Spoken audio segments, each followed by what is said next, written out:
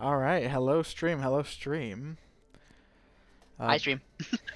we're here, MLG Not. We have Failure Man, Ethan, and Steven, and we're ready to watch the finals of the JV season this semester. They've previously played against this team, and they lost 2-3, so it's gonna be an intense game. Absolutely. I feel like it's going to be a competition of who has improved the fastest, who has learned from each other the best, and who can combat the other person's comfort picks the best. Yeah, indeed, and we already see that Waldorf, they threw out a Lucio ban, which Lucio. we don't really play that much Lucio, so that's not the worst ban for us. And now we're banning Junker Queen. I feel like, in all honesty, they want the Lucio to stay, and they're running the Queen comp usually. That's what they're comfortable on. And Lucio, of course, benefits a lot from those brawly hardcore comps. So, I mean, I feel like if we're talking bans, we should be banning the Lucio, no? Yeah, I mean, who knows? Maybe they have like something in mind they want to be doing. Although the enemy team was the one who banned first, so didn't really get the opportunity.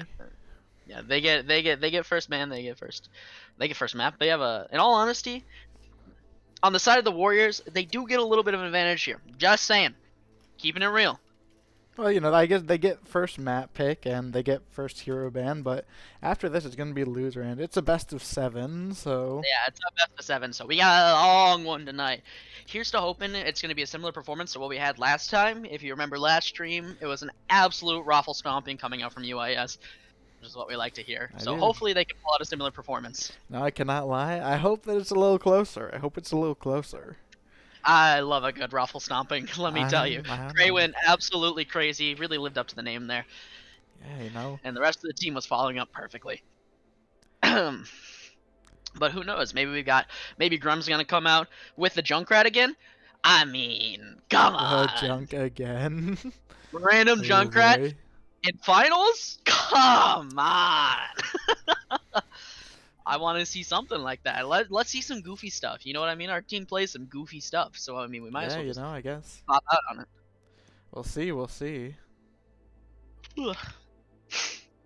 And now we just wait for the R's in chat, and yeah, well, you know, looks like the enemy has already pretty much done the R, so now we just wait for our side. They asked us if we were ready, if commentating a stream was ready. I said yes, so should get going in just a second.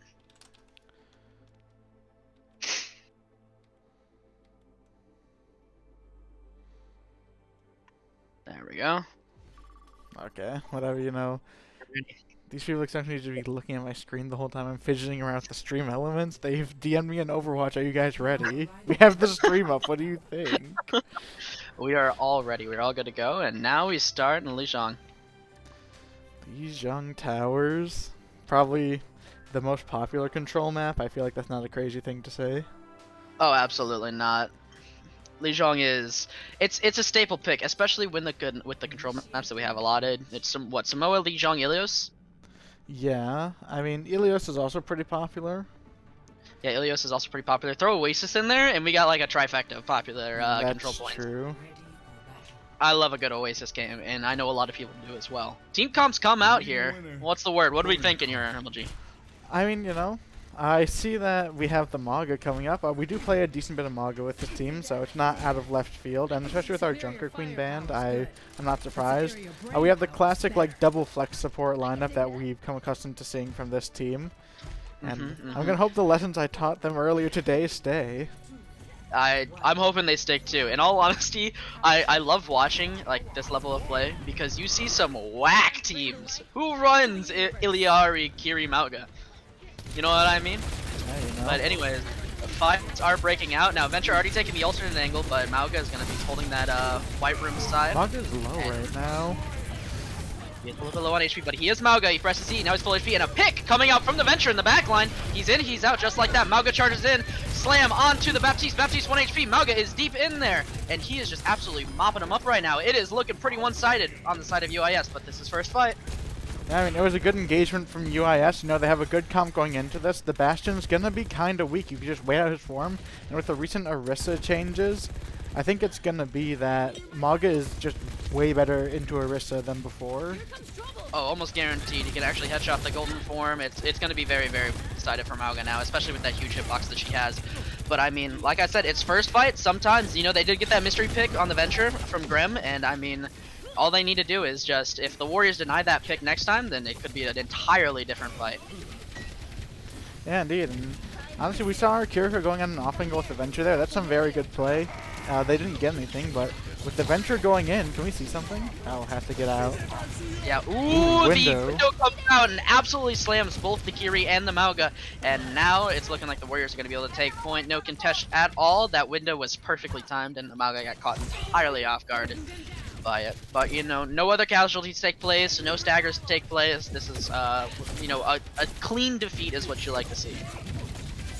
Yeah, and I mean, 43% is nothing to scoff at as we go into this next fight. Yeah, absolutely not. Lots of spam coming down the choke here. Arisa kind of alone a little bit. Mauga charges in on the Arisa. Golden form forced out. Arisa ulti popped and it instantly gets smacked down as well. And now Mauga popping the cage. Arisa alone in the cage along with the Baptiste. And oh, it's such a huge venture ult into the cage. That's my boy. You know, I taught that guy. So I taught that guy a thing or two today. Let me tell you. I was like, you gotta be more aggressive. You gotta play more aggressive on that Venture. And look at this. We're taking flanks. We're disrupting backlines. And we're popping tectonic shock and killing 3. That's what I like to see. You know, the support players I coached earlier today, I told them to be more aggressive, to take off angles, and I think they've been taking at the heart. I saw the Kiriko on a little flank here. We see my Illari playing up and proactive, using ult proactively. Oh, huge Illari ult. What a spear coming out from that Arisa, actually denying the Illari flying. And the Illari ulti popping on everybody else. It is a clean-sided sweep. Loki a stagger on the Arisa perchance. Oh no! No! What happened? Oh, it's a travesty! He got speared off of the side of the map and he could have recovered, but he didn't. Oh my goodness. It's okay. Yo. The monkey gets back faster than the Arisa, so it'll be an even fight. Although we do have to give up quite a bit of space here, otherwise we could end up getting picked before the Mauga ends up coming back. Bastion ultimate coming out, wave coming out on the side of their Wu Yang, forcing out Suzu on our side, but Bastion ultimate finds no casualties. Both the Wu Yang ulti and the Baptiste ultimate come out, but that's okay. We've got 2 picks. It's now an even fight. It's very winnable, and we have overclock up. We could win this with it. An incredibly winnable fight. Flip point, and then just go ahead and take it back. Venture in the back line. Overclock up. Overclock comes out, and here it is. Finds 1! Arisa popping the ulti. Suzu a little bit missed time, but that's okay. Arisa ultimate catches nobody. Overclock still active. 1 HP. And now the overclock on their side comes out. But it's shut down. Slammed. Absolutely slammed. We got the 1,000-year fight right now, and that is going to be the first round heading to UIS. Looking pretty strong on the what's this map? Lijang. Yeah, I mean, that was a very good first round. I'm, you know, very happy the UIS managed to pull this off. They all seem to be playing really well. I mean, we saw that Venture 3K with the ult into the cage. That's a great ultimate combo. The 2 supports playing aggressive with their ults, securing a fight win. That was very good. And then, of course, the overclock just to secure some picks there. It was a good play all around. Incredibly good play all around, and I mean they found their nice picks that they could hand off on, and they you know excised those, and they walked in with them. The Venture is proving wonderful work right now. I will say right now it's definitely looking like Ven is the MVP, but that could always change. I mean, there's still plenty of game to play.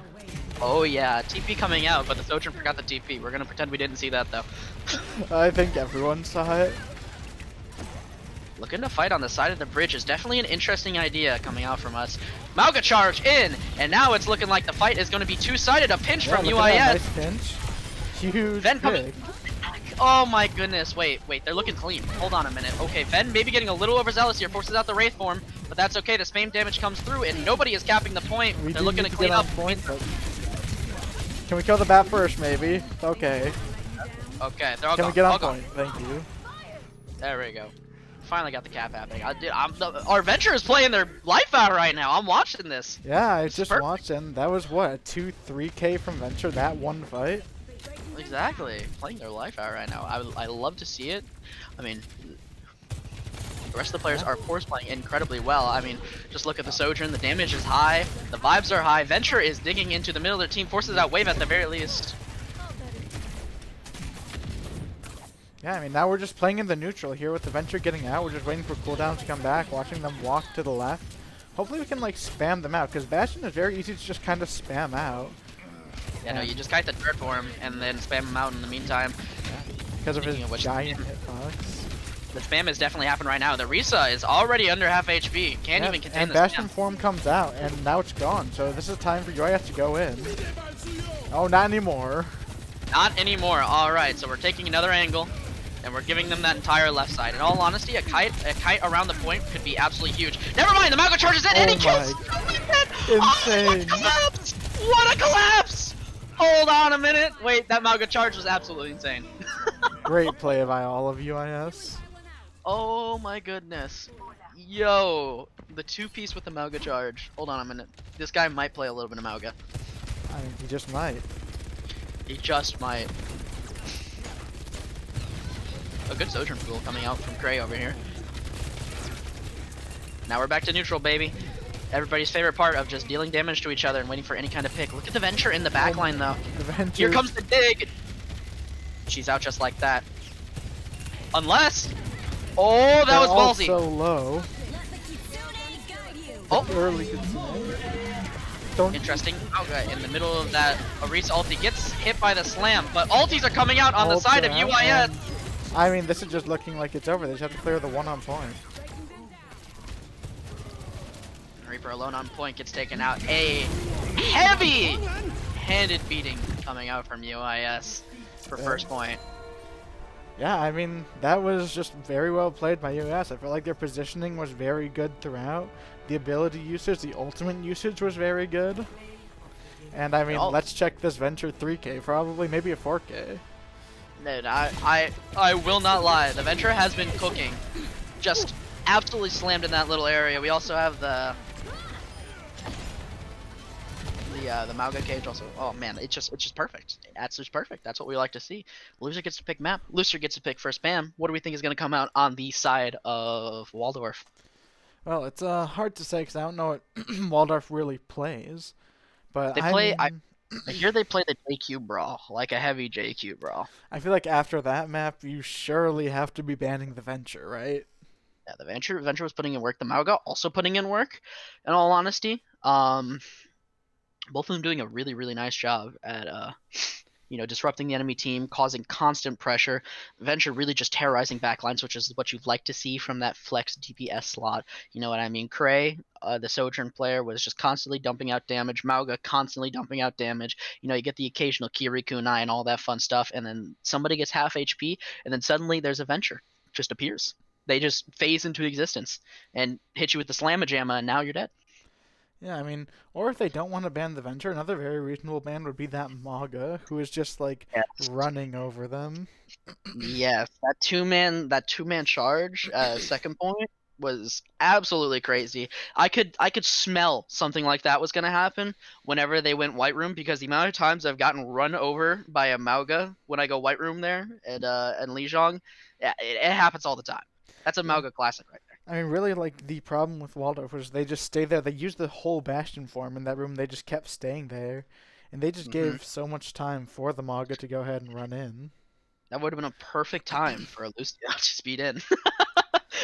Would have. That's what I'm saying.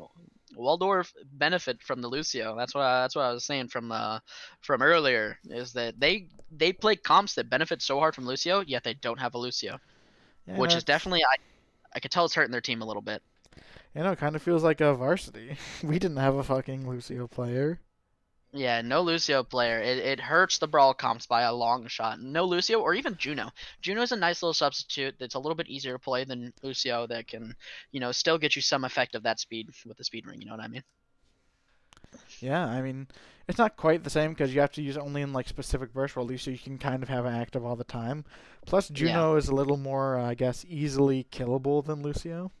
Incredibly so. She is a little squishy comparatively, because Lucio is, well, Lucio, he's hard to hit. But all I'm saying is that the Lucio ban on the side of Waldorf was not what you like to see if you're a Waldorf fan.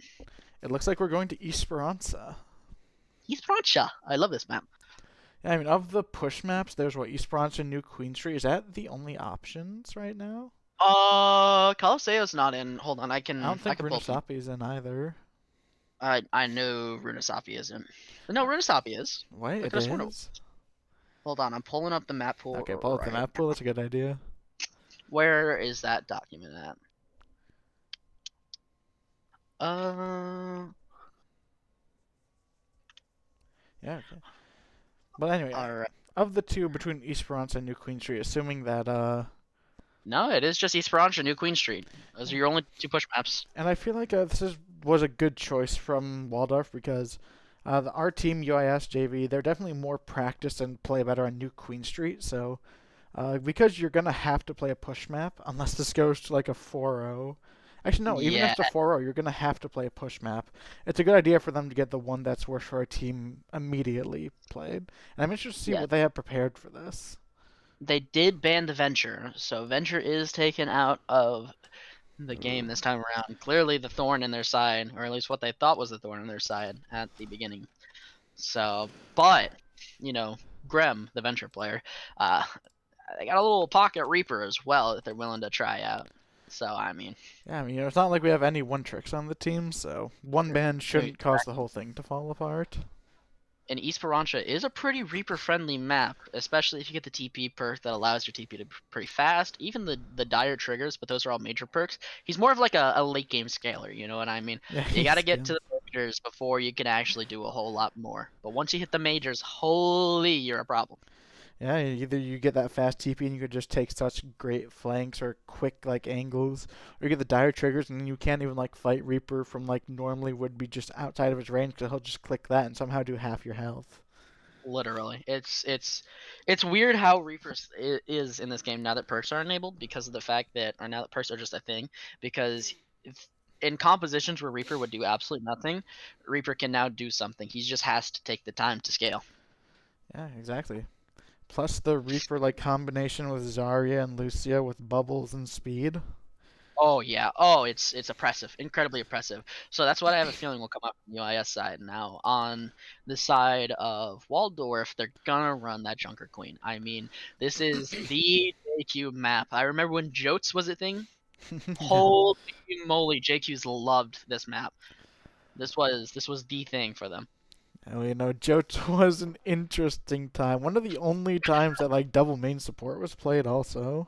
Oh yeah, no, Jotes was definitely one of the times of all time. But seeing the Jotes, which is basically what their team runs, is I have a feeling we're basically gonna get that. So the ban is gonna be hard on the side of UIS because you've already shot the tank and the heals. Yeah, they're back. You can't ban anything more from them. So what do you end up banning? They ban Orisa. I mean, we did see them play a lot of Orisa, like, you know, last map, and the Orisa had some good plays with their spears, and you know, booping the Mog off the map apparently. Yeah, that was interesting. That was definitely interesting. And but like we already know what their tank is gonna play, which is JQ. I feel like this would have been the perfect time to end up taking care of some of those supports. You know, they have a very strong support play on their side. That just take a little looky here. Take a look at the career profile, see what they play. They have an Ana, which is going to be absolutely ridiculously oppressive, especially if they can hit those nades. And no, they were playing the BAP last round as well. So I mean, if you're playing against an Ana or a BAP, then you know taking care of one of those and just guarantee the pick on the enemy, I feel like is worth a whole lot more than getting rid of an alternate pick from the tank. You know what I mean? Yeah, you know, I could understand that, but it also probably doesn't help that the team, like UIS, is also very double flex support heavy, so they might not want to do that because it might also like hurt them, you know? That's true. That's true. But I mean, let's see what the team compositions come out as now that the mans are through. I'm keen to see what we're gonna end up picking. You know, it'll be very interesting as we look over Esperanca. In all honesty, a pretty beautiful map. I will not lie. You know, you can say a lot of things about Overwatch, but how the maps look is always really good, no matter which map it is. On God. Now the art teams for the maps, even for like the maps that you like never see, like the free for all maps, they look good. Yeah. Bring back Paris. Okay, or maybe don't do that. I could get behind bringing back 2CP, just not Paris. We could also leave Horizon Lunar Colony out as well. No. Horizon Lunar Colony was also fire. You got the low gravity area? Come on. Okay, yeah, that doesn't make up for the rest of the map. Come on. Alright, well the team compositions come out. It's looking like it's gonna be a Reaper, Sojourn, Zarya. That Reaper Zarya is gonna be there. Of course, Lance, XDSY, or Lance as we call him, is going to be on that signature Iliari. And just like you predicted, we have the Reaper coming out from ground. Of course, I've seen the Reaper. I know what it can do. It's not a bad Reaper. Now it just depends on what the rest of the team can do for the synergy in the Reaper Zarya lineup. Yeah, definitely. And now Already Reaper's deep. already going in. It's already deep. Hope we can get careful support. Oh, an awful pick coming out from the side of UI. I mean, just a little too deep. He just got hit by a bunch of burst damage and very hard to come back from that. Yeah, no bubble coming out from the tank side either. More so the tank wasn't ready to bubble him there. And Kiriko also didn't expect him to die so fast, so didn't Suzu, so it's just, you know, not that much could be done. It's just unfortunate. So we are going to end up giving up a little bit of space, but now starts the fight again, more so the pre-fight. And Reaper TPing up on the higher ground gets bubble. Bubble gets immediately broken. Reaper has to race out. And now Huge a pick coming out from the Kiri. Zarya fighting on the bot against the Queen as well. Queen gets a huge slam onto the Kiri, but it doesn't matter. Kiri actually causing so many issues, getting so many picks. And now it's just a Wu Yang and a Dream staggering his brains out. There's a stagger on the Wu Yang. Can we get a stagger on the Kiri as well?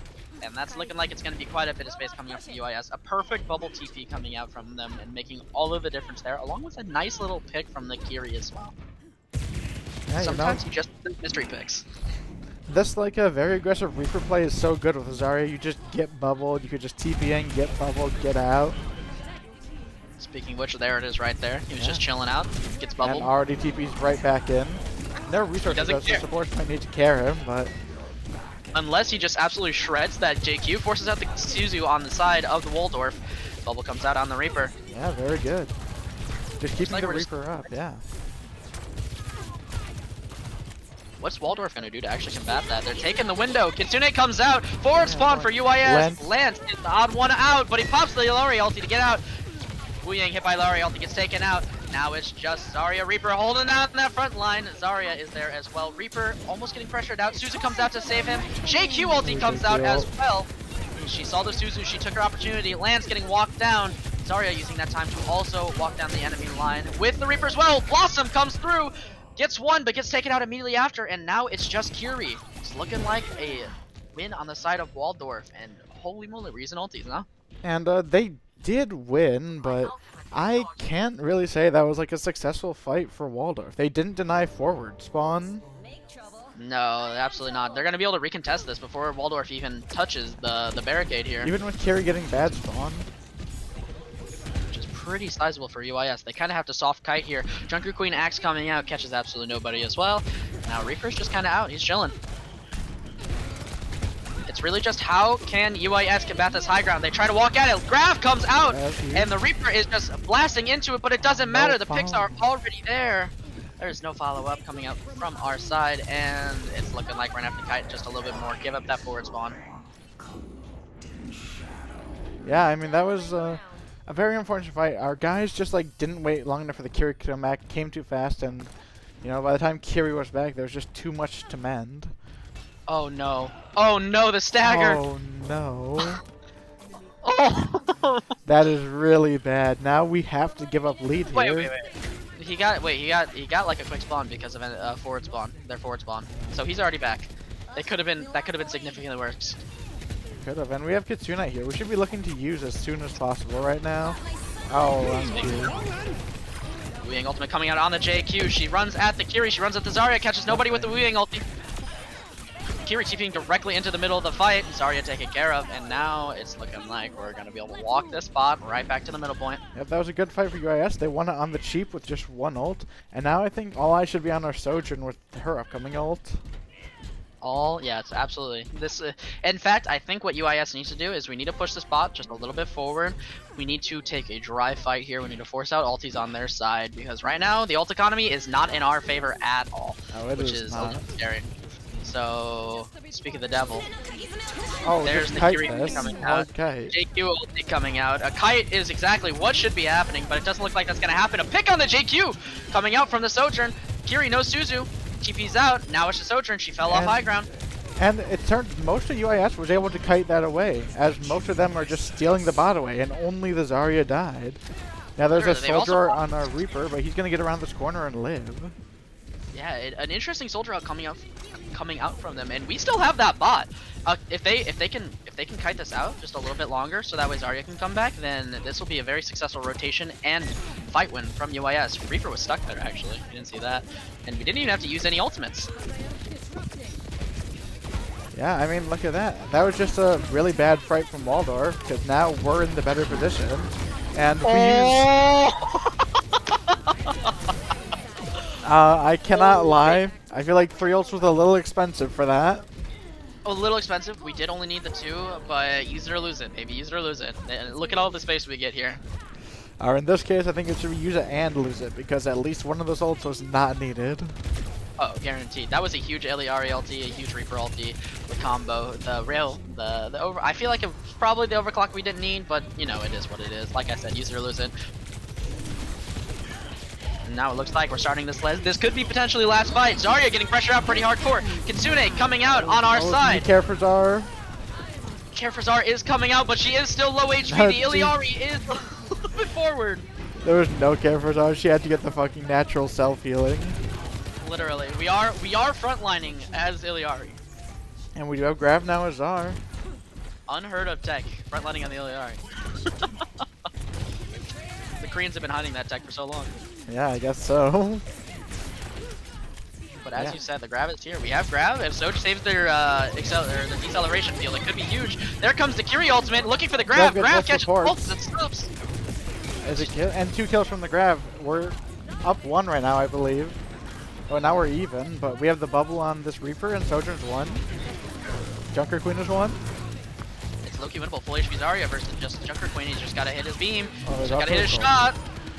The bubbles were good. Can our Zar get away from this? Is this... The soldier actually lets Zar survive there? Wait, we just robbed this with all of our charge, all of our bubbles? No way, right? Surely not. I mean, supports are both like almost back. Yeah, the Eliari is back, and the Wing ultimate catches nobody, using it just to save himself from the Zarya pressure, and finally he gets taken out. I mean, that was like 5 minutes later than I thought it was gonna be. Yeah, there's just so much time wasted by UIS from the enemy team. That was very good, just playing life and just so much time gone. Now they only have 2 minutes to push nearly like over 60 meters. Yeah, literally. They have to push it basically into our spawn, which is That's always hard to do. And oh, it was a little scary. A mystery pick on our Reaper. What happened there? That second time for the Reaper this series? Ooh. That is the second time for our Reaper this series. And now we start the pre-fight. Oh, Lance, big they go Eliari. mystery pick on the Sojourn, but the Kiri gets the retaliation on it. And now our Kiri heading up to the high ground. Tries to contest it, forces out the Suzu on our side. Wave comes out on the side of Waldorf, and so does the JQ ulti. However, it only hits the Zarya. Zarya bubbles it off immediately. Reaper ultimate comes out. Junker Queen still absolutely running through our backline right now, and there goes both of our supports. Now we just have Reaper kidnapping the bot. That's his now. Yeah, and I mean, I think US is going to be getting cleaned up here, probably killed, but we kidnapped the bot so far away. And Reaper's looking like he's going to get out. That's so funny. Just kidnap that bot, walk away, waste as much time as possible. Now they have 1 minute to make 60 meters happen. We just need somebody. We just need to not get picked off here. All US, like US nearly has 4 ults. All they really need to do is save and just stall the bot and then use it overtime. Oh my goodness, what is going on with the Reaper right now? Getting killed by the Eliari, so. Yeah. Ooh. Both of the Soj ultimates come out at the same exact time. There's the Kiri ulti as well coming out on their side. Kiri Suzu cleanses the entire Eliari ultimate. Neither Sojo gets that much value, but our Sojo gets not that much value. I mean, in all honesty, if the Soj got the Soldier, it got the beginning pick, it allowed, you know, just that little bit of pressure to get taken off. And now, would you look at that? That was one ulti for two. I think Capture Stun was also used. Oh wait, 2 from us. Yeah, Yeah. you're right. You're right. I thought. Yeah. Now they do have double DPS ultimate for this upcoming fight. They're gonna need to look for a pick onto one of these DPS. If they can get that, then you know, maybe, just maybe, it'll be it could be winnable. But this might actually be a time just to take a quick loss on the fight, just to regain ult charge and have them use their ultis, and then we come back on the next fight. Yeah, just take it dry. We'll see what happens here. I think we're gonna see a grab. There is the grab. It is an everybody grab. But there just wasn't enough follow-up to get through the healing. Not yet, you're incredibly correct. Not enough follow-up. And the Junker Queen staying alive on point. Soldier gets taken down before he can pop his ulti. Zarya causing a ruckus in the back line, but he doesn't get that last pick before he gets taken down. Lance on the cart, he doesn't care, along with the Kiri. Kiri popping the Suzu just a little bit too early. Gets taken down by the Wu Yang ulti. Wu Yang also getting a pick on Lance, and now we used everything. Yeah, well, the enemy team, they only have Queen ult right now. They're coming up on Kiri, but we're coming up on Sojourn, we're coming up on Illari, and we're coming up on Reaper. So we get this Queen out, we're in a very good position. Absolutely. A properly timed Illari ulti would just win fights. As long as the Suzu is down, then it's always it's just huge. It's guaranteed to be huge. And already it's looking like they're going to take that fight. Speaking of Suzu, Suzu's going to be the most important cooldown right now. We'll counter out the JQ ult. And we have to see if we're able to use it effectively. Now that it's out, I'm going to guess we're seeing it soon. Yeah. There it is. There's our Illari ulti. Finds one, finds two. Wait. And that's it. They just clean it up like that. Reaper ultimate on point. From UIS. Oh no, wait, I thought that was over. But the Junker Queen pulling a hero play. Kitsune ultimate coming out on the side of Waldorf, and they actually somehow stabilized that. They did, but I mean, if we're looking at the ult situation, we're coming up on Grav, we're almost at Sojourn, and we should be able to build these, so we should still be able to win this despite the clutch coming from their Kiriko and from their Junker Queen. Absolutely, unless some mystery picks happen. So the highest priority right now is to stay alive on the side of UIS. Stay alive, so that way they don't. We can take these 5v5 fights. We can build this ulti charge. The cart is rapidly approaching. Reaper almost gets taken down. Gets taken down by the Junker Queen knife. Zarya getting heavily pressured as well. I think you're actually just backing up and waiting to fight with 5 for the last fight now that they have an ult. We do have one ult. We're coming close to that grab still. Zarya has plenty of charge as well, as long as he can get the care. Gets pulled in. Suzu coming out on the sides of UIS. That bot is rapidly approaching the mark. Oh, it's huge. There's the grab. Oh, it's massive. It's absolutely huge. Now it's just a Junker Queen. Now she has pulled out some mystery plays before, but not this time. Gets taken down, and UIS takes map numero dos. And what a good map that was. Yeah. It got very scary at the end. Good plays from both sides. Incredibly scary at the end. I was when I saw that JQ just mystery pick a couple people win that second to last fight. I'm not gonna lie, I was a little scared. Could have lost that in a lot of different ways, but you know what? We didn't. And you know, luckily we had the presence of mind to just back up after we got picked at that last fight, wait for the 5th, and then go in with ults. Instead of just trying to fight the 4v5 with ults, which could have gotten scary.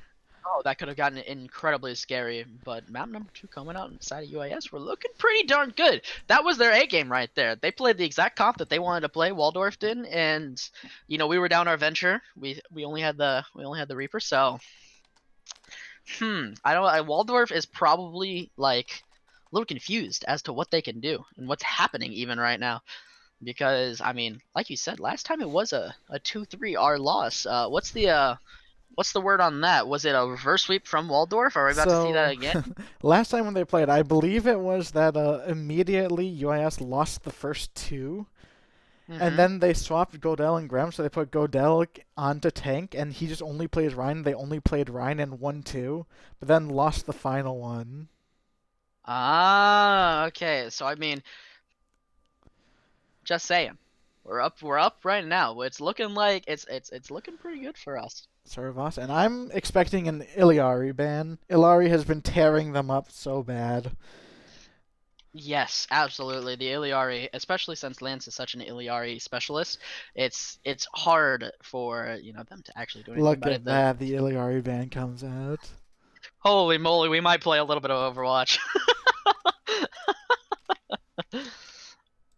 But yeah, no, the Iliari has been tearing it up. 3-man captive Suns every single time, just slam dunking their backline with it. And of course, he's got a little one-shot combo. Hits him with the captive Sun, hits him with a body shot, and hits him with the left shift. I forget what it's called. Where they I like jump believe it's. Is it over sunburst? No, that can't be right. Outer burst, overburst. The jump thingy. I feel like it's something burst. I feel like you're probably right, but that instantly procs the captive Sun and a Mayban. What? What?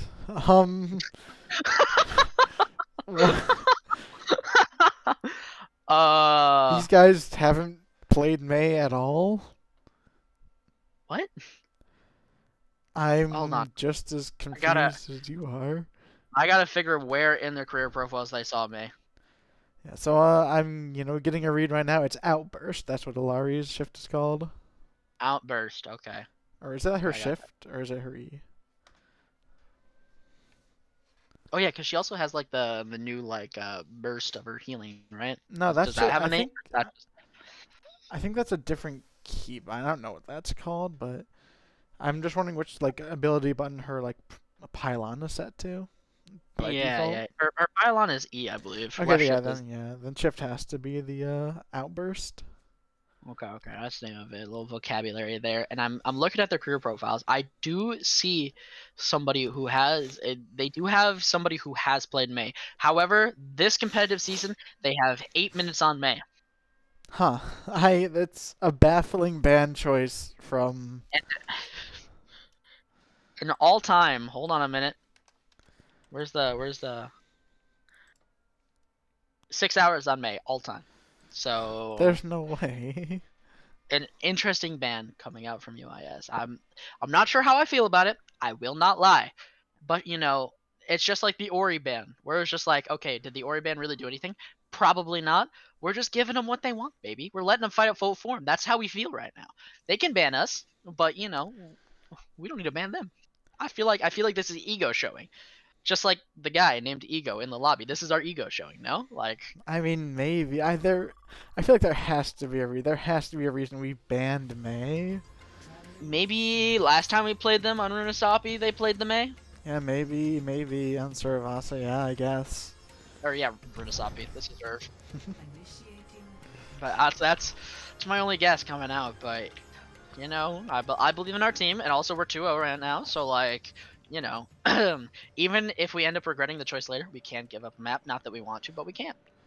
I mean, we have a few maps to play with. I mean, this is a best of 7, so 2 maps in is not even a third of the way through. So not quite. Yeah, it is first to 4, best of 7. So we'll definitely count our laurels right here. But you got to realize on the size of the Warriors, I'm fading Waldorf, right? Waldorf, yeah. They're banning all of our specialist characters, you know what I mean? We have the Venture that almost specializes in the Venture. We have our Iliari player that almost specializes in Iliari. They're banning those characters that we specialize in. Just think about the later sets when they ban when they ban the May, even though we don't play May, you know what I mean? Right. And I think, my only theory for May is maybe they wanted to blend May because May is a really good counter to Brawl. And with the Iliari ban, they know they have to have Lance on Lucio, so they plan on playing a heavy Brawl. Possible, actually. That's not an awful idea. And now they're heading out on both sides. And it looks like we're going to make a magic pick. Magical. An absolute magic pick. And another one. Back at us. I mean, just a lot of respect in the lobby here. Lance going in and dying out of respect. Yeah, absolutely. And, I mean, Graham sitting here at 1 HP on point. Just chilling. A natural healing coming in clutch here. And sidekick almost taken out as well. The Ramatra coming at him quickly, takes him out. It's looking a little awkward on the side of UIS. We're looking like we're struggling to catch our footing. We do cap point, but I mean, it's just so awkward. I mean, right now UIS I'd say is it's hard playing the Zarya into the Ramatra. Ramatra is very good against Zarya. Though the enemy is playing kind of a double hit again, so we should be able to out-angle them. Absolutely. As long as we play those lanes, we take our lanes, instead of all just stuffing down main. We should be able to benefit from their double hit scan. And now the Venture pick coming out instead of Genji. Oh, no, also on the Maga instead of instead of the Zarya. So a full comp switch darn near. And the Mauga Slam comes on out, lands on the Wu Yang, forces out Wave, forces out Suzu. Mauga still in the middle, that pops his E just to stay alive. Suzu coming out on the side of UIS. Grem in the back line, just bothering their Wu Yang. Boom, boom. There he is. Picks coming out from Gray. Gray absolutely causing it. Hitscan player gets almost 3. Oh, but it's too little, too late. He gets 3, but he can't pick up that, or he gets 3, but he gets that third one too late, and our team fell apart just a little bit too quickly. We should have one more recontest before the point actually ends, but definitely, it's interesting little fight that we just had there. Although we're gonna need to make it quick.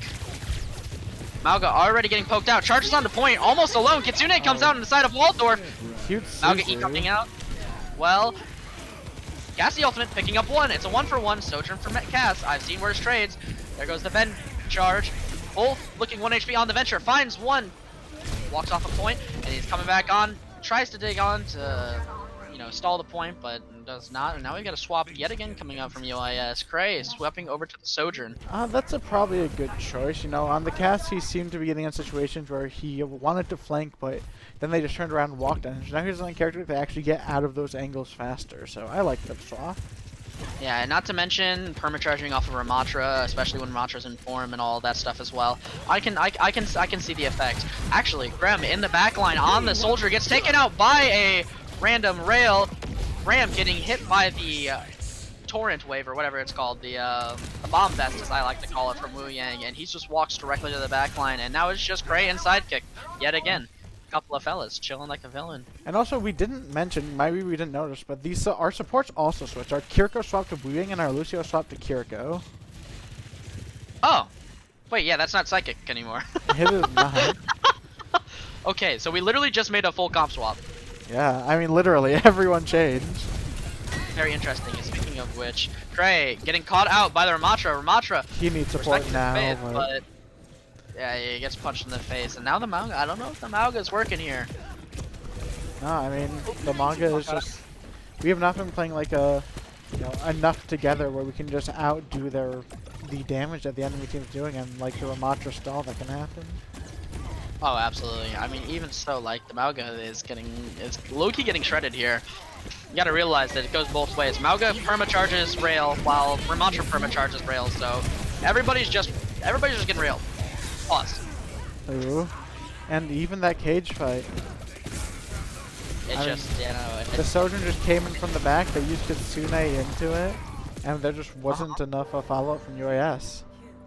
This is looking pretty rough. It's looking like we don't know how we're gonna be able to stop this Ramatra. Next up for the flashpoint will be Ruins though, so we should be able to make it first comparatively.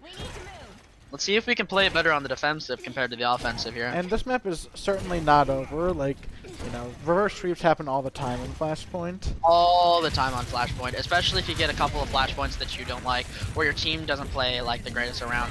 This one, however, is a phenomenal Flashpoint. It plays, you get the high grounds, you get the low grounds. Ooh, Cray almost getting picked actually on the side of UIS. Rails coming out. Mauga E forced out. Shield in his face. He doesn't get anywhere. Gets slammed by the Ram. Now Grem getting the counter pick, but Ram is causing too much of an issue. Ends up vortexing Grem to the ground, and it's looking like, yet again, Waldorf taking that one. Yeah, I mean, this Ram is just walking all over our team, unfortunately. Okay, we have to either find a way to inhibit the Ram or just walk past him and let him do whatever he wants. And we're on the hazard now, so it seems like we've chosen the path of walk past him. Yes, yeah, I would have to agree. However, now this is officially, we've made a full team swap on the side of UIS. I mean, we've already did that because we started on Zarya, you know. Oh yeah, we did start on Zarya. There is big coming out. Instant pick. Both DPSs on the side of Waldorf are taken out. It's looking like it's going to be a quick crap. Immediate attack on the high ground for the Kiri. And now the Wu Yang falling as well. Kiri last one there. See if we can't get a stagger on the Kiri. She falls on a point and falls down. And she has the same spawn wave as the Wu Yang. So not it seems like stagger. In this flashpoint there is fight for UIS yet. Yes, yes. The hazard may have been the swap that we needed. You know, just enough to walk past this this Ramatra and just, you know, just uninhibit whatever he's doing. So it's going to be scary with the enemy coming up on 5 ultimates right about now. Oh, incredibly so. It's looking like, I mean, in all honesty, a soft engage into a kite would be huge. Speaking of which, there's maybe said soft engage. There are 2 ultimates coming out. The Kitsune coming out on the side of UIS as well. 3 ultimates for Waldorf. They're just popping them all right now. And Soldier ultimate getting the hazard. Oh, but with the Soldier Hold on going a down, does Kiriko Hold have on no a minute. abilities? Oh, wait. Let him go. Can we look at the Kiri pick? Kiri pick coming out from Cray. Wait, there are still signs of life yet. Oh my. Wuyang holding down the fort and what? I mean, really, we have to highlight UIS's supports there. Absolutely. Lance got like a pick or 2, Sidekick got a pick or 2, and they completely saved that point. Absolutely, 100% they saved that point. I'm in disbelief right now. There's no way we should have won that. I mean, that was just incredible play by the supports. I can't lie. I can't lie. Yo, low-key, Wuyang Kiri, kind of broken. What's the word? I mean, yeah, hey, that's what, like, you know, all the Koreans were running in the recent Overwatch World Finals. Oh yeah? I mean, they're very strong. Lots of pressure. For supports, they deal DPS levels of damage. And now, Waldorf swapping off of that Ramatra back onto the Junker Queen, looking to put some kind of effect. Wuyang ultimate comes out onto the Junker Queen. Oh, the hits. Blue Jacks. Oh no, I just saw that. But, I mean, we still got picks. All the picks. I mean, the Venture ultimate from the backline, he is permanent in their backline. He got the damage, he got the picks, the hazard finishing it off, and both the supports stayed alive. I mean, we may have Wujax, unfort, but and that was a didn't 3-for-1 ult trade, so it's not the best for UIS, but I mean, if we're still looking at ultimate economies, we are still ahead just slightly, but it is only by a slight amount. yeah, it'll be on UIS to magic pick. Magic pick!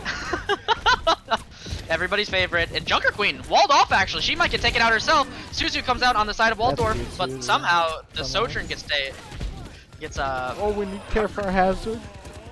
Dude, how does the Sojourn die there? That's the mystery question here. Was the Sojourn the first one who died, like mystery pick? Yes. Yeah. I think just because our Kiriko is just on and off angle spamming down just hits the heads.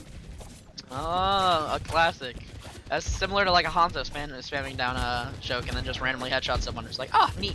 Exactly, you know. Oh, actually, not a mystery pick. Soldier overextended. Grem punishing it. Junker Queen overextended. Gets walled off by the hazard. There's a wave and a shot coming out from Cray as well. And it's looking like the Soldier's going to get picked as well. And now it is a 2-2 flashpoint. 2-2, and the reverse sweep is on the cards for UIS now. The swap onto the hazard was exactly what they needed. Now, next flashpoint is a little ways away from the previous one. It's going to be all the way at the temple for the last flashpoint. Interesting rotation of flashpoints. The hazard does get knifed out, and it's looking like UIS is just going to have to kite right now. They cannot afford another pick. They can't afford a mystery pick of any kind. They just need to kite out, wait for the hazard. And they're doing very well. They just, you know, backed up or letting the enemy get point after the hazard kill, and hopefully they're looking to go back in with their Kitsune rush. Oh, absolutely. I mean, it'll be Kitsune and Kitsune. They've also got the JQ ultimate as well on the side of Waldorf, so it's looking like it's going to be more so skewed towards Waldorf in the charts. There's the Kitsune coming out on UIS and Waldorf side. Sojourn ultimate coming out on UIS. Sojourn get taken care of. Wuyang ultimate on the hazard. Hazard just walking down the back line. Sojourn 1 HP. Sojourn getting taken out.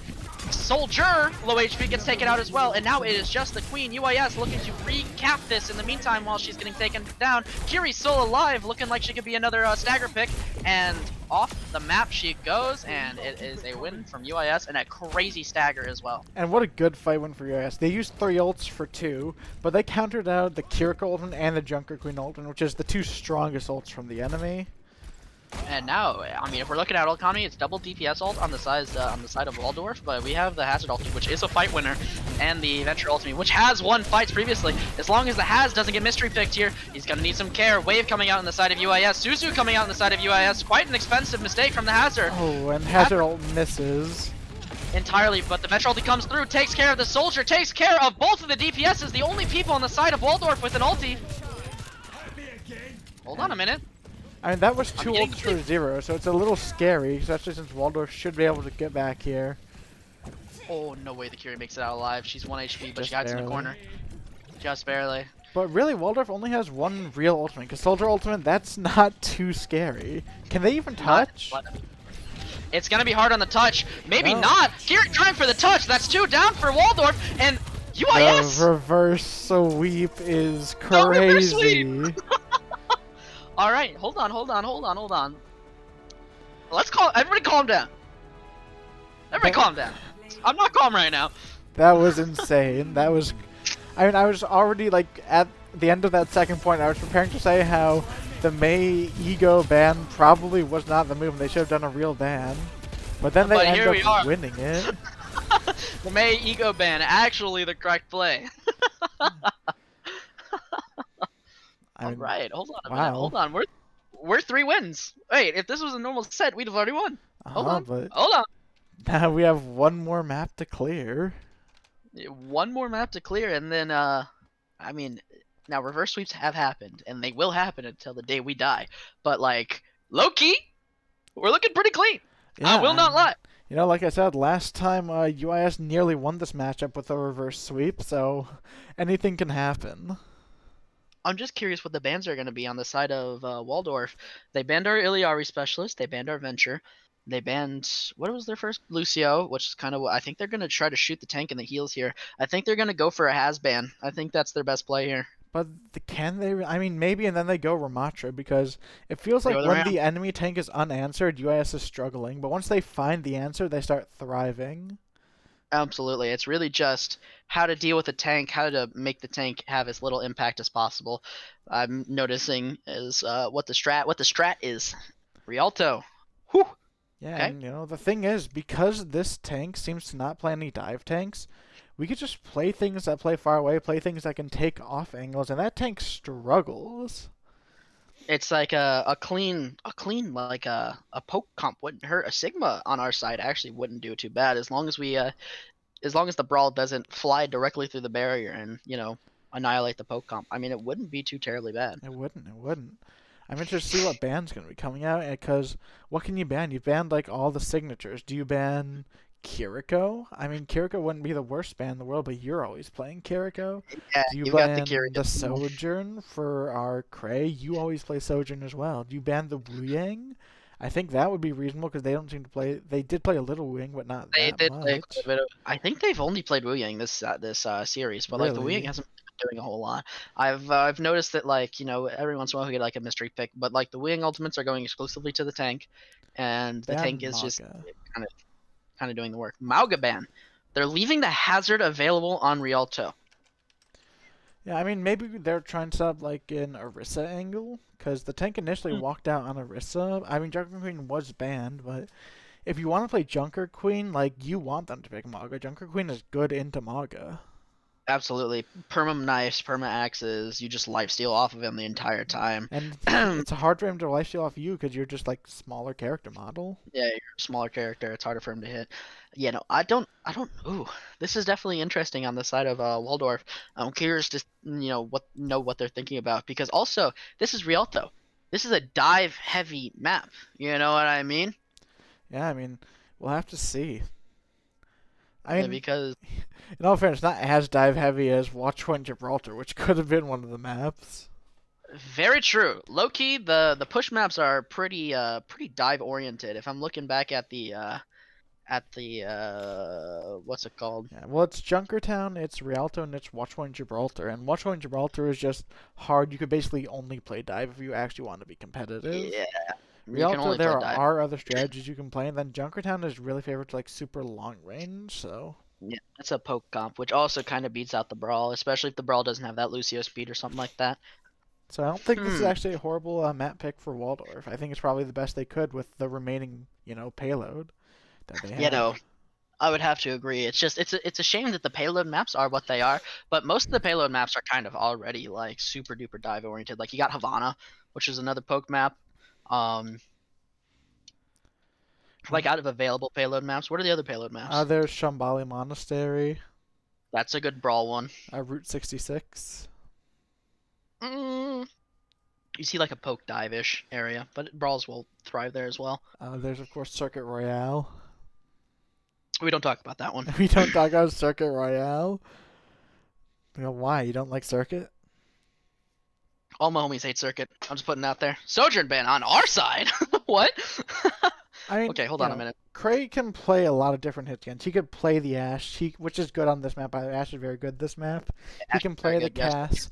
He can play the Hanzo. We've seen him play before. I think he can play the Freya as well. So he has plenty of options with the Sojourn gun. That's true. It's good. I mean, you know what, low key, compared to our other bands, I mess with that one a little bit more Then the Mei ban. than the random May shot in the dark 3-pointer that was a half quarter that we threw out there.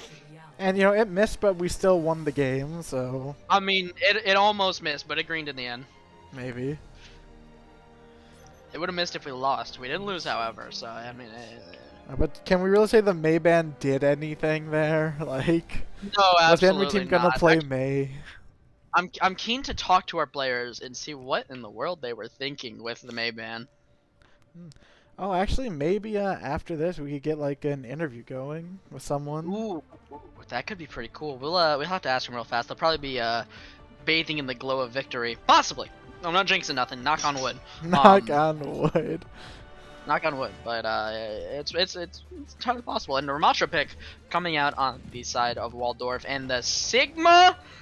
Holy bronze team of doom and despair.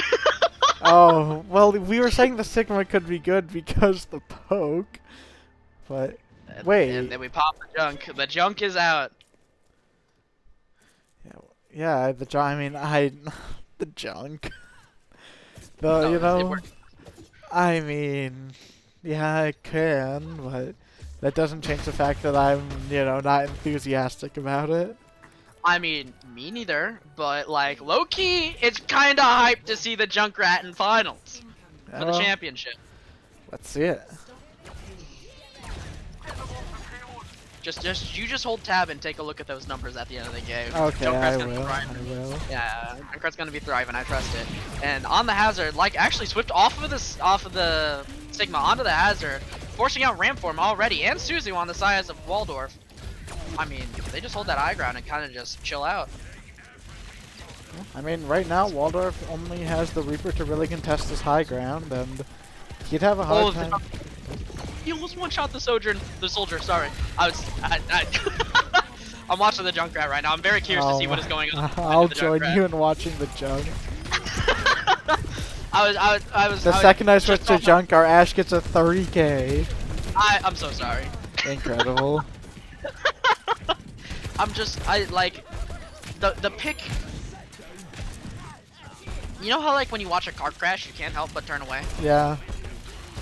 It's like watching a car crash. I just want to see what in the world is going on over there. And in this case, it would be UIS's signature car crash because they love playing the Junkrat.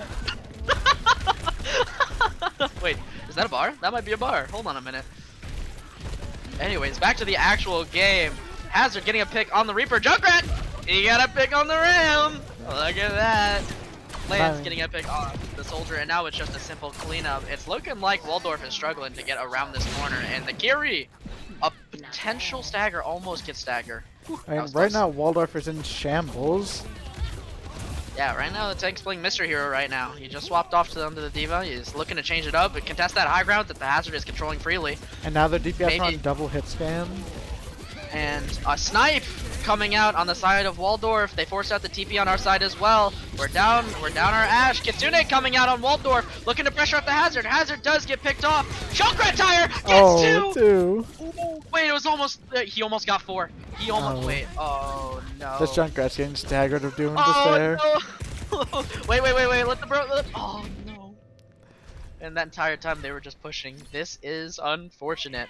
Hey, it's fine because UIS has 3 ults, 4 ults going back into this. Very true. The heavy ult advantage on our side, but Waldorf did make it past that first choke, which is usually one of the hardest ones to do. Bob coming out on the side of UIS, hits the cart, and now he's going to be able to sit there and contest for free. Has Leap coming out, he's contesting the other high ground. Now he's going after the soldier. Jiri Kunai. What a Kunai coming out on the side of Sidekick. And now Hazard, it's just a simple clean it up. Maybe they get a quick stagger on the Diva.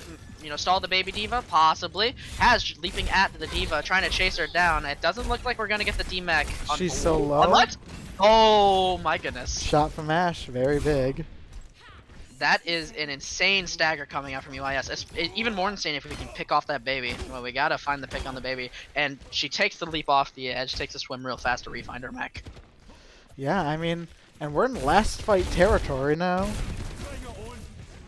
Ulti advantage is looking inside of Waldorf. They're looking like they're coming out on 4. UIS does have 3, but they're 3 pretty sizable ultis.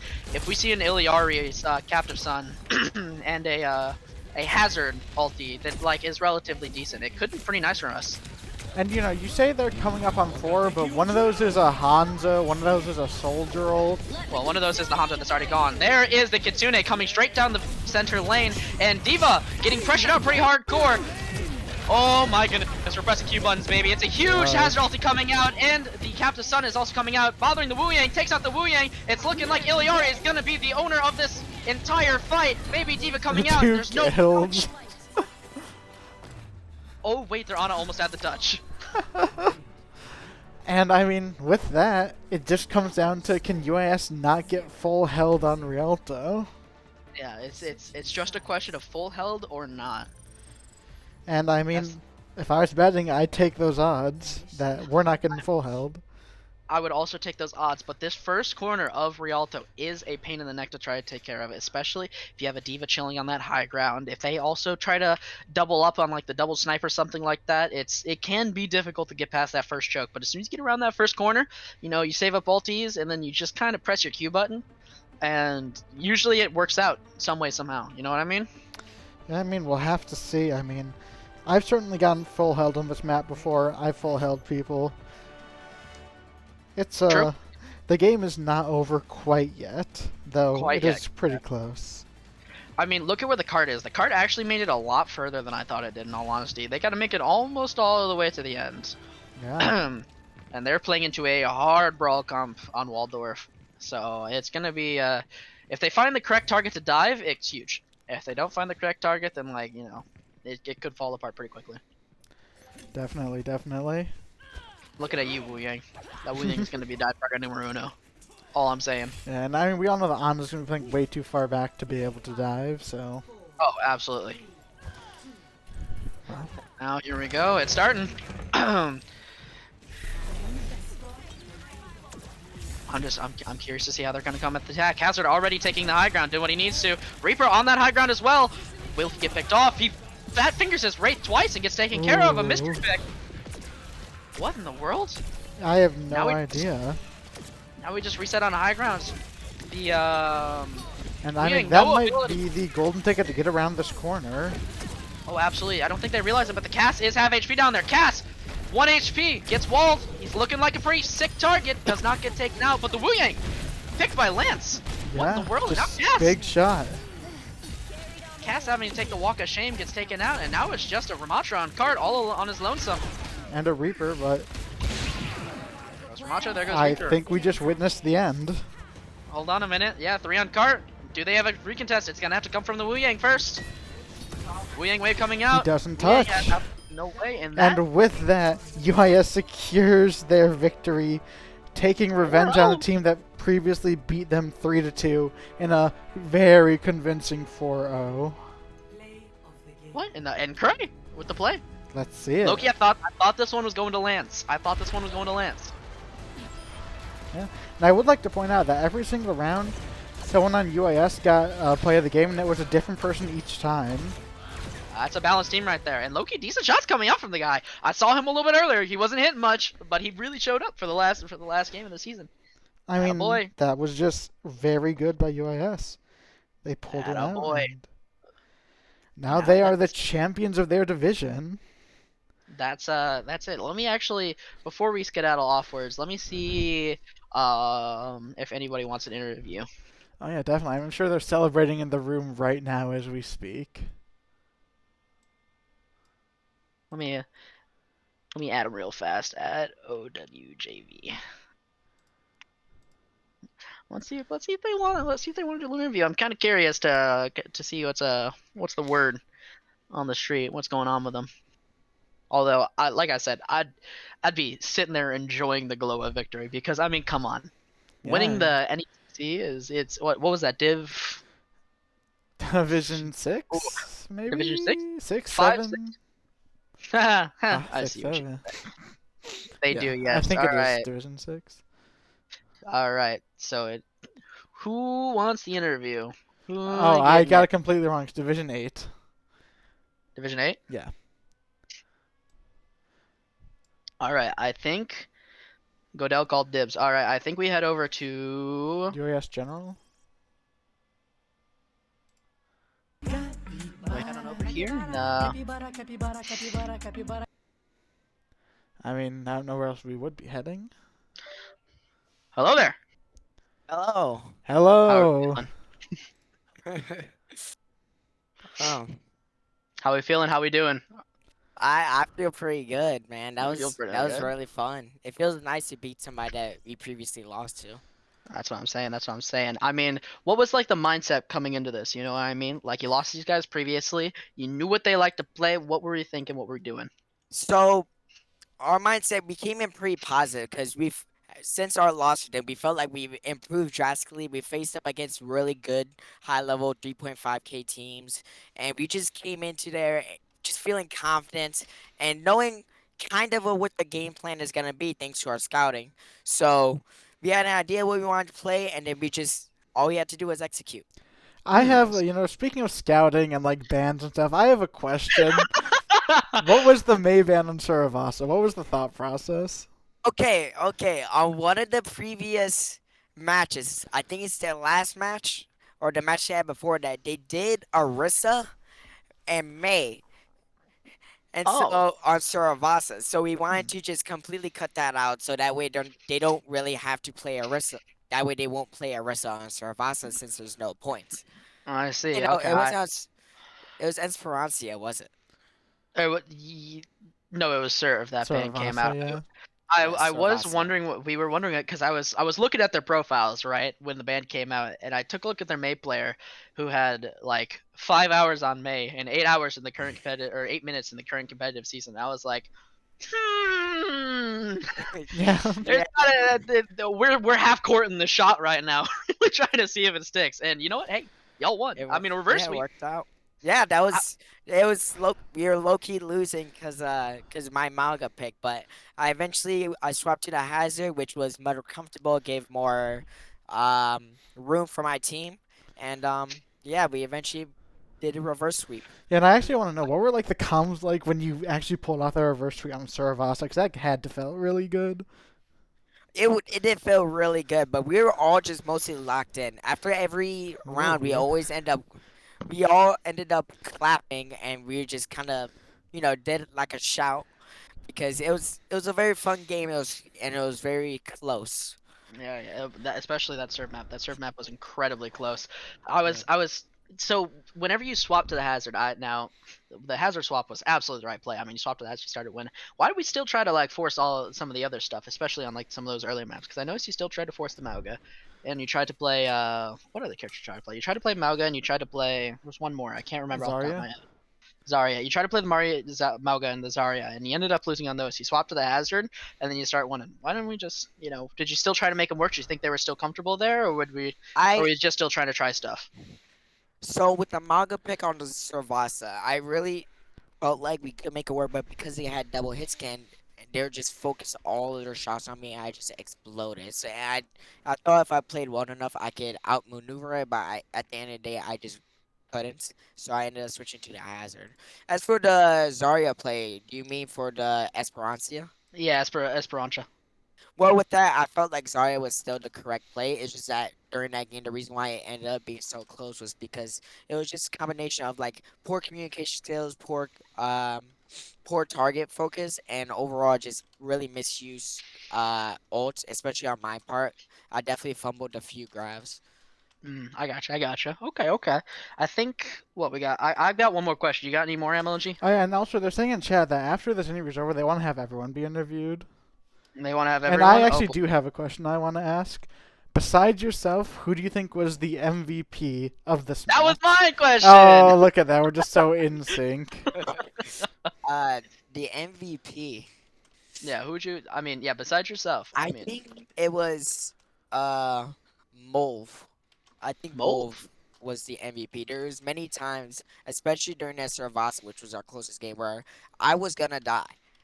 If I was absolutely gonna die, but he will always ult me with the Wu Yang ult. It saved my life, and we always ended up clutching it back. And he was just overall just a consistent healer. He got picks when he got really good picks, especially on the Esperanca map. And overall, he was super consistent. But if I had to pick somebody else other than Mauve, I would definitely say it was Lance as well. Because at Esperanca, he kind of went crazy and had some really, really big ults. Okay. Hold on a minute. A tank player giving his subs like actual praise? Yeah, Unheard of. What in the world? yeah, it that's was. crazy. His support saved my life a couple of times. Nice. All right. Well, I think that's all the questions I had. All right. Yeah, go ahead, Do send the you guys next have one in. anybody specific you want me to pull in for the next one? For the Um, interview? Whoever got- wants. Yeah, I was about to say whoever wants it first. No, are we gonna be interviewing everyone? Is that the thing we're doing?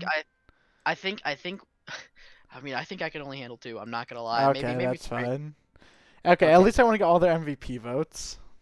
Yeah, I'm curious. I'm curious as well. What the MVP votes were. All right, cool. I'll go grab somebody for you guys real quick. Thank you. All right, bye. All right. Who do we think's next? I'm guessing Lance is coming in next. If I had to make a Lance guess. next. Okay. You know, the captain of the team. I mean, that's pretty valid. I think either Lance or I think Grim. Yeah, we'll have to see. And at least, you know, we're going to have to ask this person who comes next to get everyone else's votes and have them at least join and tell us their votes, even if they don't want to get like a full interview. So right now we've got the or I mean even Gray. In all honesty, Gray was you gotta figure out who's the most outspoken out of all of them. Yeah, we'll have to figure it out. I gotta think of some questions now. Who's next? It's Lance. Hello. That a boy. All right. Congrats How on we your doing again, win. man? Congrats. I'm doing good. All right. Good to hear. Yeah. How well, did- How did go it ahead, feel Evan. to get like revenge on this team that beat you before? It felt really good. It felt Uh-huh. amazing. Dude, first and foremost, thank you so much, MLG. Oh my god. The coaching beforehand today was the fucking clutch factor, let's be real. I mean, I didn't want to say it, but there were so many times you guys were just listening to me and you guys got picked and you did so well.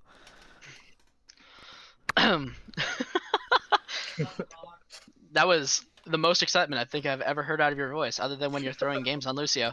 Oh, you know, dude, speaking of that, that pick on Suravasa might. I'm glad I swapped off that. I was. We kind of saw on Serve. We made like a full team swap like twice on Serve. It really took us a second to really get our roll going on that map. What was the thought there, especially starting out with that Lucio?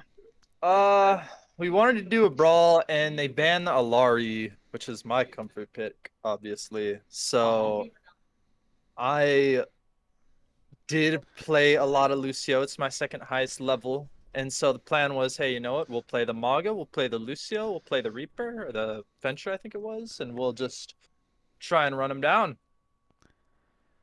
All right. Yeah, I mean, Yeah, that makes a lot of sense. I mean, yeah, that makes a lot of sense. Your team was definitely. I mean, you definitely gave it your shot, but the spam damage ended up really cutting you down there. Yeah.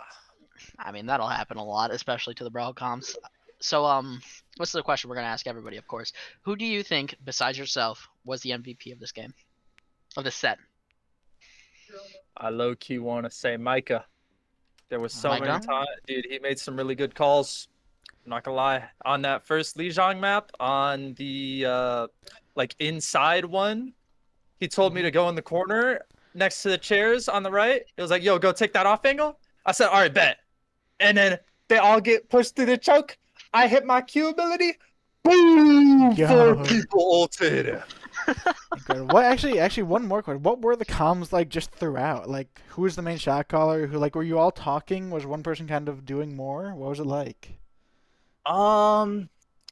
Let's see. It was a lot. Like everyone was just coming together. There wasn't like one leader really. We were all pretty in sync, I think. Nice, nice. I like to hear that. There was a lot of plays, like especially that last one on Rialto where I'm just sitting on cart, but our whole team's up on the height doing the flank. I literally said like nothing there, and everyone just like executed it amazingly. You know, the positioning was absolutely it was really good, especially on the Rialto map. You kept the high ground, you used the pressure out of the high ground, and I mean, it was just flawless. It was great execution, great execution. Yeah, I agree. Especially since, you know, they don't have anything to contest the high ground. You know your enemies. You've fought against these guys before, right? You know what they do, and you know what they can't do, aka contest high ground. They don't have very good DPS to try to flush out that high ground. They don't have a very good tank to try to flush out that high ground. So, I mean, like, you took advantage of that, and that was really kind of the arrow in the Achilles heel, if you know what I mean. I know what you mean. Alrighty. Well then, do you have any other questions or anything like that, MLG? Yeah, no, I mean, I just want to hear the rest of their, like, MVP votes. Alright, I think we're kicking you out of here, Lance. You get going, you scoundrel. Good. I will. Next. Yeah, next up, let's see. Let's see. It's like opening a mystery box.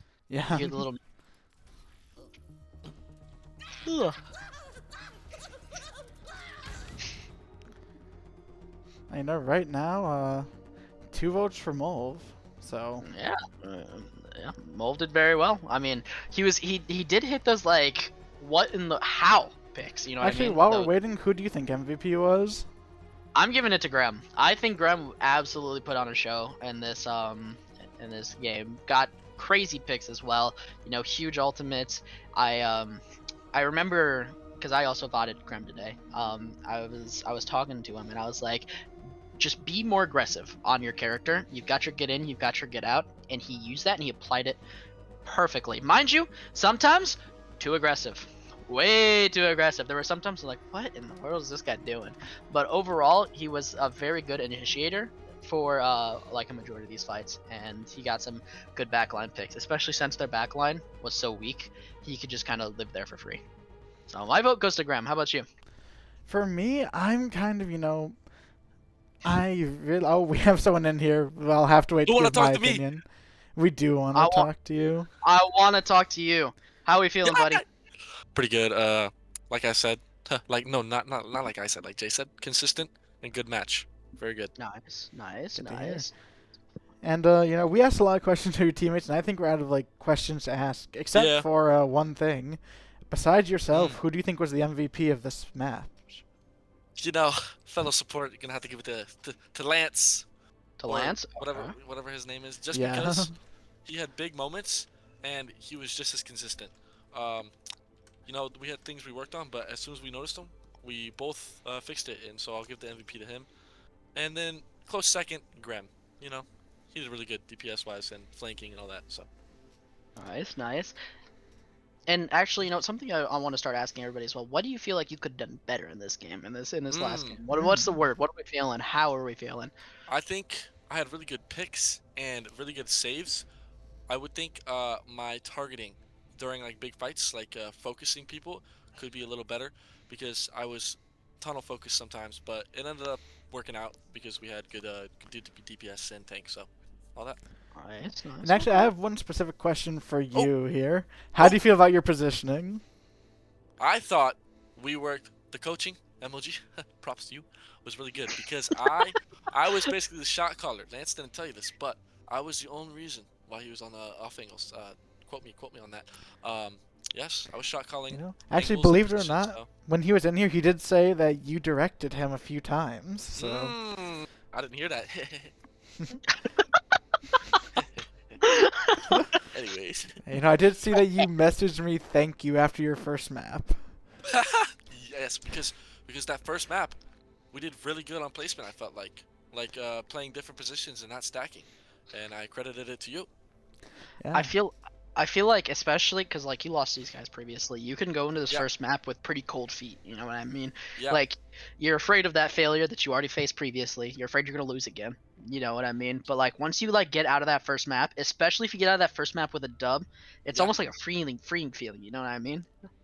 I did definitely feel that way. We It's- ran as soon as that first map happened. We had uttermost confidence that we were gonna win.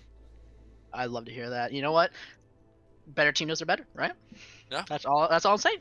All right, Alright. let's get Well, Graham thank in you. here Send for the this next person MVP in. vote. I will. All right, and while we're waiting for that, I'm going to go ahead and say that I feel like this might be a bit of a controversial opinion, but I really think that the tank Godel, he was the like MVP of this. He had a few flashy moments, the Magastomp first map. The whole time he was Yes. on Hazard, he was tearing them apart. But like Oh, besides that, he was just like a point of consistency when he wasn't on like a bad hero, like the entire time.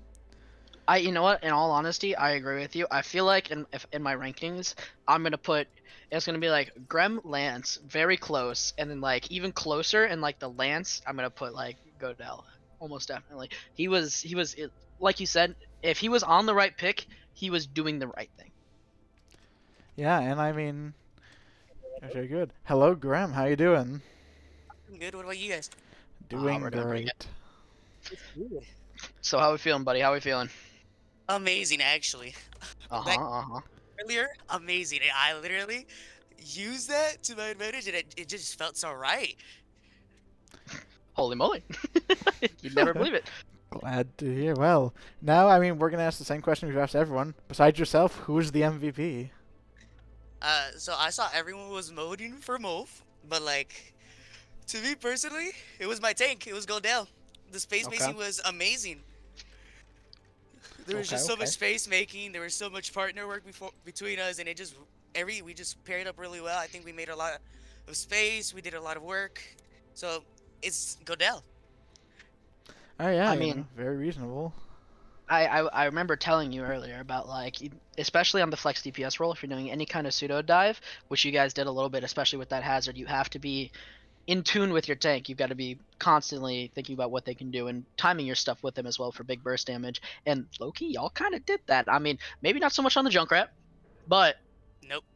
on the okay, at least full-hearted agreement. At least on the other characters, you guys were doing pretty darn good together. I mean, the team was pretty well in sync, in all honesty. Yeah, I can agree with that. I think Loki. Now, I want to hear your opinion on this MLG. Mhm. How about how another JV versus Varsity? How do you think that's going now that they've improved so much? I mean, well, now that we haven't played for a while. We haven't played in like 2 weeks, and they've been improving rapidly. What's the word? What are we feeling? I still feel like we have this pretty, Okay. That's a little ego talking. I Although think maybe a personally, little ego. I think personally they at least like take a map on us. I think Loki. I'm just saying they were looking pretty darn good. Out of all of your picks, Graham, what did you feel like operated the best for you? Was it the Venture? Was it the Reaper? Was it the Junkrat? Or what else? Well, those were really the only ones you played, right? You played a little bit of Genji as well. Genji. So, although I love Junkrat, it has to be Venture. Venture has just to be worked Venture. out really well. I was really sad when they banned it the second map, but like, it is what it is. I mean, that's how you can tell you're putting in work. If they ban your character, you're putting in work, right? Yeah. And then, oh, dude, there was one question I was thinking of, but I'm completely blanking now. I think that's. I mean, no, we got the MVP. We got your opinion. I mean, what map did you think you did the best on personally? Like, this is gonna be a hard one for you to That's a remember. pretty obvious answer. It was Lijang. Lijang? The Okay. The control center, that little choke where I got the 4K, that I felt so good after that, and I felt like I played out of my mind on that map. And like I said, when Mulv, like, whenever you've lost these guys before, you've experienced this failure, you got Yeah. like cold feet, right? After you started popping off, started feeling good. I mean, like, there's no better feeling, right? Like you're there for it 100% of the time. But like until then, were you like nervous about this upcoming match at all? No, not really. I think we faced, as you know, I think we talked about the scrims earlier. We faced those 3.5k scrims, and as we went on and did those, I gained more confidence, and I had like a confidence boost coming into this match, and I thought we were gonna play really well. We were gonna win it. I came in with a winning mentality. Nice, nice, nice. All Very right, nice. that's all. That's all that I've got. I don't know. How Yeah, much you no, got? I Anything mean, I'm good too. I just want to get this next person in here. All right, I Alright. think Cray is the last one. Send him in. And then I want to also Alright. get Dylan in here, by the way. I want to get your coach ego, bro. All right. Next up is Cray. How is he feeling? Feeling pretty good. He was pretty consistent on the hit scan, We've seen him pop off, like, really heavy before, but this time he didn't pop off too hard. He was just very, very consistent. He was never the problem. He was always Never died hitting his shots. I feel like he died first maybe a few times. I mean, maybe. Especially when he was trying to, do some flanks, but, like, he hit the shots. I agree. I mean, in all honesty, it's he was definitely in. There he is. Hi, Cray. Hello. How are you feeling, buddy? I'm feeling proud. I'm feeling very proud right now. Feeling very proud. Are you gonna tear up a little bit? Yeah, I actually am. I really am. I really am. Incredible. Attaboy. It meant something to him. It meant something to him. All It right. really did. Well, I just want to ask right off the bat. Besides yourself, who do you think is the MVP? I'll have to say it's between Grim or Molv. Well- If I have to pick one, I would say Molv, only because rather than his phenomenal gameplay, his motivation, he kept the team up. His positivity, giving call outs. He was the reason why we was actually able to play together. It's nice. How do you feel about your own gameplay yourself? How are you feeling about that? I mean, well, me and MLG said it was consistent gameplay, but we've seen like crazy pop-offs from you previously, especially in that last match we streamed. So how are you yourself feeling right now? I feel like I still have a lot more to improve. I definitely played very aggressive at times, so I really shouldn't have. So I feel like I can play back on my team a little bit more, or try to play more with my team. Maybe, but also, it's important to remember that I feel like you were definitely, like, the most consistent member of the team tonight. Like, I didn't feel like there were any really lows from you, I never felt like you were the problem when, like, things happened badly. You didn't die 16 times.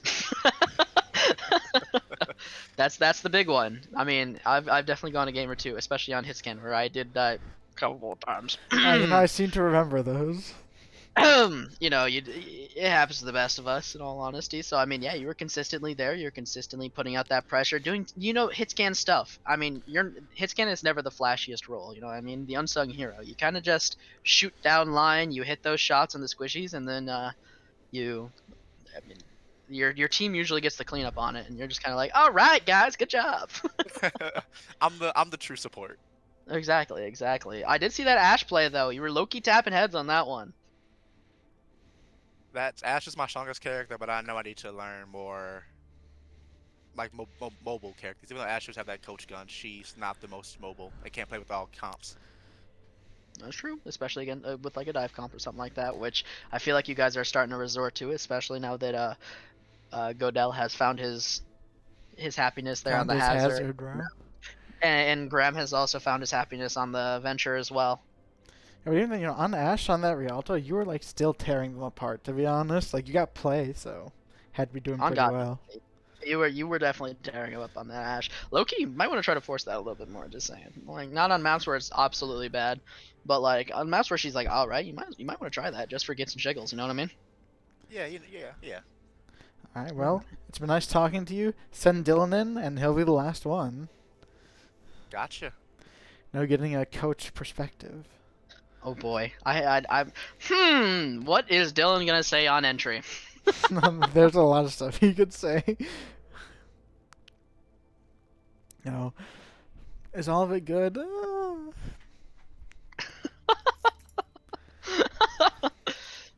And all we can do is just wait and see as to what in the world he's gonna spit out here. I feel like it's only humble words will come out of him here. We'll have to see.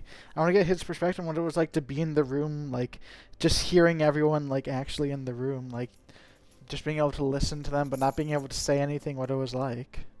Hello. Hello, Mr. Coach. How you doing?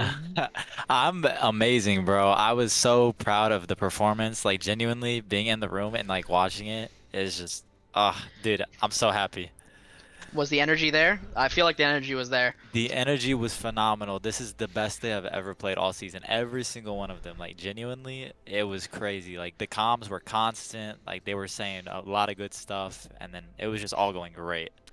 Yeah, and so for like the viewers at home, us three right now, me, Ego, and Failure Man, this like earlier today, we all gave like VOD reviews and coaching to each of the roles that we play on the varsity team. So how do you think that went for like your tank player there, Dylan? Honestly, I feel like whenever we were doing that earlier, he was very attentive and like paying attention, and that definitely reflected in these matches. Like he listened to what I said. I was talking about playing Maga and the Hazard and the possible Zarya if we were needing it, and he made those swaps. He did wait a little bit too long and played some stuff that I wasn't 100% agreeing with, but he ended up making the swaps when he needed to, and the plays worked, and I think it was a really big part of us being able to win that, how we did. Yeah, very good. And actually, Steven, what about you for your coaching the DPS? We didn't ask about that, but how do you think it helped? I feel like the biggest issue that I had with Cray, who I also, VOD reviewed, was that he was dying a lot, and he was dying first, and he was in front of his tank a lot, and he definitely played back a little bit further. Now, we didn't play against a dive, which is what the VOD was for, so I can't be like full effect, but he definitely found a little bit of a stride there. He definitely was playing a little bit safer, which was nice. And then also, I mean, Graham, like something clicked there. I don't know what in the world that was, but brother was doing good. He overextended a little bit, but I mean, that only comes with time. He adopted basically a new play style where he plays incredibly more aggressive. So I mean, give him a little bit more time, and brother will become a demon, like an actual demon. Yeah, and and I'm just gonna say for the support coaching that I did, I mean, they already kind of spoke on what it was like and how it helped them, but really they were just so much better with their positioning and playing with the team, and I feel like it literally like nearly doubled their effectiveness. It was crazy. Alrighty then, Mr. Ego, I have a question for you. Yes, sir. It's the hottest question of the night. Who do you think was the MVP of the team? Who do we think put in the most work? Honestly, that is so hard because I was trying to flip through everybody and watch them all, and genuinely, everyone needs their flowers because somebody was always making some sort of play that was phenomenal and out of this world. Like, Daniel had amazing picks constantly, starting off our fights really well. Diego on the Venture and the Reaper was doing really, really good flanks, good ultimates, carrying fights. We had our tank doing really good swaps and making great plays, and both of our healers just, I feel like the input, like you just said, from both of them overall compared to earlier in this year was doubled or maybe tripled. Like genuinely, I think everyone did so good. But if I had to vote one person, that's so hard.